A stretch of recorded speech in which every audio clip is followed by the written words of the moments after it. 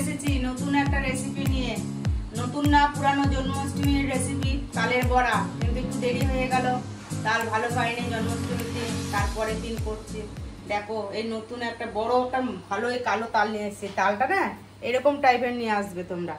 এরকম দুটো আমি বড় বড় 4টে তাল নিয়ে এসেছি। এখন দুটো করে নিয়েছি, পেস্ট করে মেরে নিয়েছি।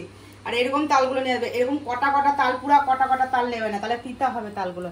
আর এরকম বড় বড় তালগুলো কিনে আনবে, বুঝছো বন্ধুরা?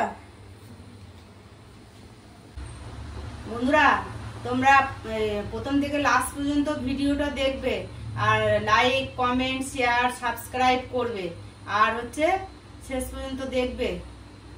তালটা আমি না সকালবেলায় মানে করে রাখছি, মেরে রাখছি, মানে রসটা বার করে গুড় দিয়ে ফুটায় রাখছি। একটু গুড় দিয়ে ফুটিয়ে রাখলে না তালটা টেস্ট হয়। এখন এই তালের মধ্যে এই যে দুধ দিয়ে একটু সুজি ভিজাই রাখছি অল্প করে। যে সুজিটা এখন হয়ে গেছে, সুন্দর হয়ে গেছে। দেখো সুজি ভিজাই রাখছি।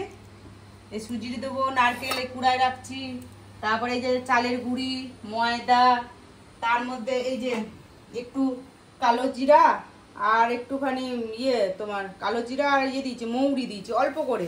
এই যে দিয়ে দেবো, কালো জিরা আর মৌরি দিলে না একটু সেন্ট বেড়ায়। অল্প করে কালো জিরা আর মৌরি দিয়ে দিলাম। আর হচ্ছে এই যে সুজিটা ভিজাই রাখছিলাম দিয়ে দিলাম। সুজিটা ভিজেও গেছে সুন্দর করে। সুজির মধ্যে না চিনিও দিয়েছিলাম, বুঝছো বন্ধুরা?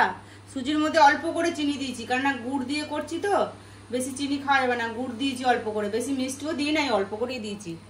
আর এই যে নারকেল দিচ্ছি, একটু অল্প করে নারকেল দিচ্ছি, বেশি দিব না নারকেল, এই যে অল্প করে দিচ্ছি।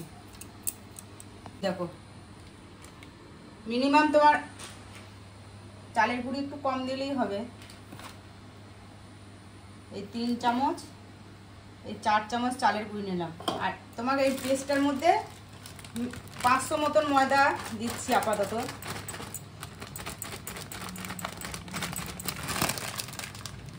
তারপরে আন্দাজ মতো 500 হয়ে যাচ্ছে, এইটা প্যাকেটটা 500 ময়দা দিলাম। তারপরে মাখবো। এই দেখো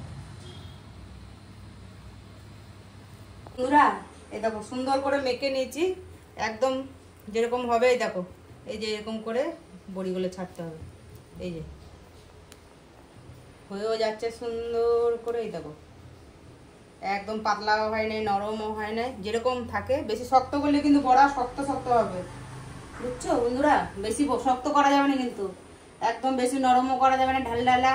বেশি শক্ত করে মাঝারি থাকতে হবে, নরম থাকতে হবে কিন্তু। এই যে এই দেখো এরকম করে বড়িগুলো পড়বে। এই যে বন্ধুরা দেখো কড়াইয়ে তেল দিচ্ছি, কড়াইটা গরম হয়ে গেছে। এখন তেল দিচ্ছি, রিফাইন তেল দিচ্ছি। রিফাইন তেল দিয়ে বড়াগুলো ভাজবো। বন্ধুরা তেলটা দেখো গরম হয়ে গেছে, এখন আমি একটা দিয়ে দেখবো কেমন হয়েছে।